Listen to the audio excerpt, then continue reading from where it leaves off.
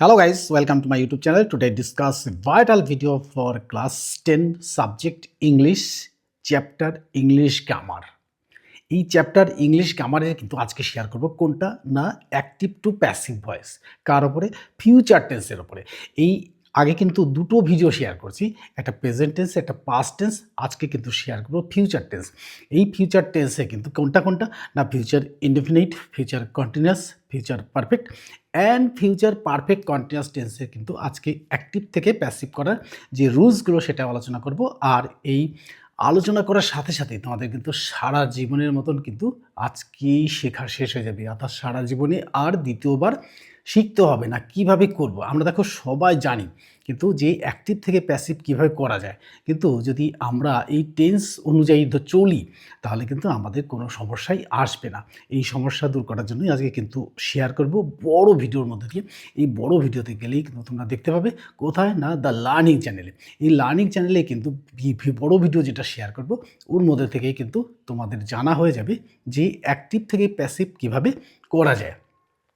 আর ওখানে কিন্তু সাধারণ কতগুলো রুলসের মধ্যে দিয়ে করব। আর যে রুলসগুলো কিন্তু কনসেপ্টটা ঠিক করে করতে হবে, অর্থাৎ রুলসগুলো যত জটিল হোক কঠিন হোক কোনো ফ্যাক্টর না, ফ্যাক্টরটা হচ্ছে যে কনসেপ্টটা যদি সঠিক হয় তাহলে আর কোনো সমস্যাই আসবে না। তাই আমি বলবো যে তোমরা ভিডিওটা ভালো করে দেখবে, আর দেখার সাথে সাথে আমার যারা সাবস্ক্রাইবার আছো পুরনো তারা কিন্তু প্রয়োজনে একটা করে লাইক দিয়ে দেবে আর বন্ধুদের মধ্যে শেয়ার করে দেবে।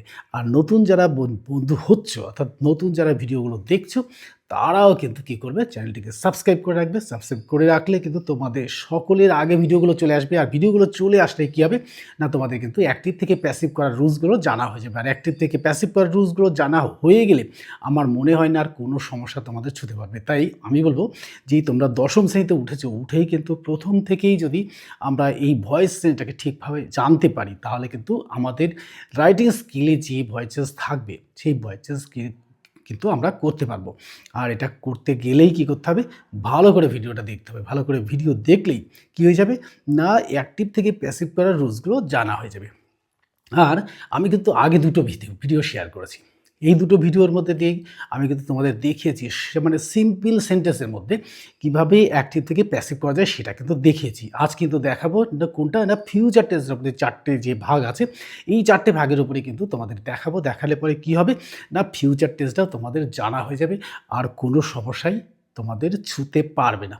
তাই আমি বলবো ভিডিওটা ভালো করে দেখবি। আর দেখার সাথে সাথে কিন্তু কী করবে, যেগুলো জায়গায় যেগুলো পয়েন্টসগুলো আমি ইন্ডিকেট করতে বলবো সেগুলো ইন্ডিকেট করে নেবে। ইন্ডিকেট করলেই কিন্তু সমস্যাটা দূর হয়ে যাবে। তাহলে চলো সেই গুরুত্বপূর্ণ ভিডিওর মধ্যে দিয়ে যাই, গিয়ে দেখি কীভাবে